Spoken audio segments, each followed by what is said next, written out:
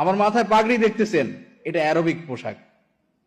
ওখানে উত্তপ্ত মরুভূমি, পৃথিবীর প্রত্যেক মানুষ একটা করে কাপড় ব্যবহার করে, এটা একটা কাপড়। অঞ্চল ভেদে এই কাপড়ের পার্থক্য রয়েছে। পশ্চিমারা একটা কাপড় ব্যবহার করে, তার নাম দিয়েছে টাওয়াল, অর্থাৎ গ্রামের ভাষায় তোয়াল্লা। আমরা একটা কাপড় ব্যবহার করি, সেটা হলো গামছা। আসলে এটা গামছা না, এটা মূলত ছিল গা মোছা।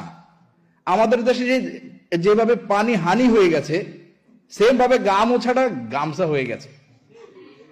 ঠিক একই রকম একটা কাপড় আরবের লোকেরা ব্যবহার করত, আর তাদের কাপড়টার সাইজ ছিল অনেক লম্বা।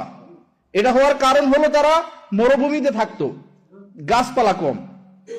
সেম গামছার ব্যবহারটা আমাদের দেশে যেরকম, কখনো যদি মাঠে যাই মাথায় বাঁধি নেই, যদি আমরা ভারী কোনো কাজ করি মাজায় বেঁধে নেই, যদি আমাদের হাত পা মোছার প্রয়োজন হয় তাহলে আমরা এটা দিয়ে হাত পা মুছি।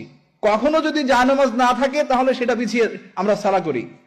সেম আরবের লোকেরা এবং মুহাম্মদ সাল্লাল্লাহু আলাইহি ওয়াসাল্লাম এই কাপড়টা একই কাজে ব্যবহার করতেন। এটা ইবাদত আমলের কিছু না। আমার গায়ে জুব্বা দেখতেছেন আপনারা, এটা আরবিক পোশাক।